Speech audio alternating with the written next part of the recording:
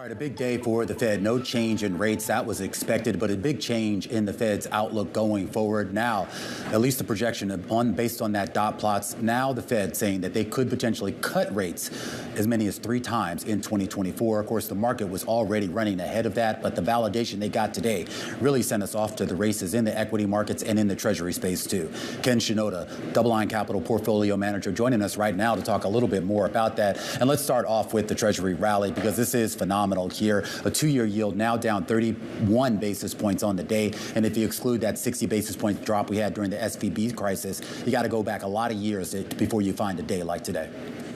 Yeah, it's quite a rally, and it's I think wasn't necessarily expected. I think the market thought that the Fed would be, stay on hold, maybe be a little bit hawkish in Powell's conference afterwards, but have somewhat of a dovish tilt, and it ended up having a way more dovish feel to the meeting, moving the S&P dot plots down to 3 cuts, as you suggested, and I think declaring somewhat of a victory lap because inflation is moving down towards their target.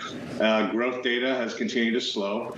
And I think one of the interesting things that Powell said towards the end of his conference, that the risks are maybe not cutting soon enough, which was very different from their higher for longer mantra that they had stuck to from much of the last 2 years. Yeah, and we should point out, too, that also in those dot plots, they did have their core PCE projections, those coming down to 2.4% next year and back down to 2 within a year and a half's time. I am curious, Ken, here about market positioning, particularly as you see credit spreads tightening today. You see the big drop in yields here, but you still have a lot of people kind of crowded into the same trades. And I'm wondering if you anticipate you'll see a bit more broadening out in duration and a bit more broadening out in risk.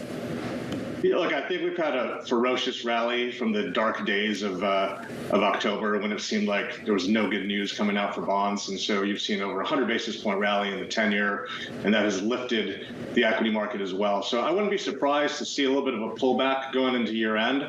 I think on the fixed income side, maybe that gives investors an opportunity to add to duration, because I'm sure many are sitting there saying, hey, I missed it. I missed that 5%. But we got to remember, the 10-year was at 330 not so long ago at the beginning of this year. So the market has room to run if you continue to see inflation come down, and especially if growth continues to slow. Well, let's meditate on duration a little bit longer here, because, of course, one of the stories of markets in 2023 is just this fantastic bid into cash. You take a look at nearly $6 trillion sitting in money market funds right now. Are we finally going to start to see that rotate out?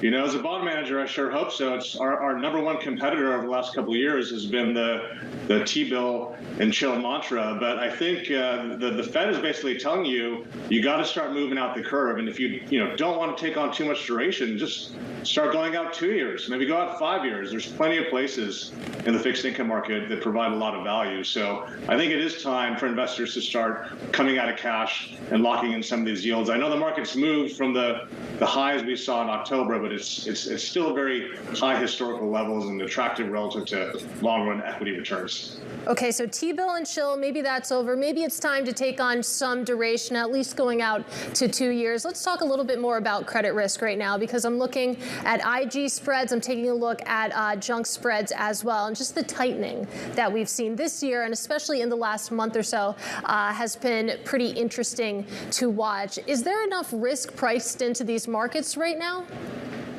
Look, I think the investment grade market is a pretty safe market. The quality of that market has improved through time. Even high yield has improved as a basket, as much of the lower credit quality borrowers moved into the bank loan market last year. So spreads are tight.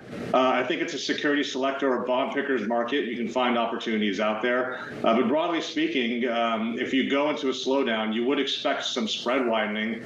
Now, the all-in yields can offset some of the risks associated with spread widening. And I think that some of those parts of the market could outperform equities into a growth slowing, earnings slowing type environment. Some of the stuff that's lagged, some of the more kind of non-index type assets, non-government guaranteed commercial mortgage-backed securities, asset-backed securities, things like that, have not really enjoyed the same rally as the corporate credit markets. And I think if we don't see any speed bumps from here through maybe the first quarter of next year, you're going to see a catch-up in some of those markets, and that's some interesting relative value for investors out there. So So if there is going to be a catch-up, I want to go back to the point about how there is a lot of potential across the fixed income curve, across the product lines for investors to look at. You no longer have to hide out in T-bills. How much cash is there sitting on the sidelines waiting to be deployed, and what would that deployment look like, do you think?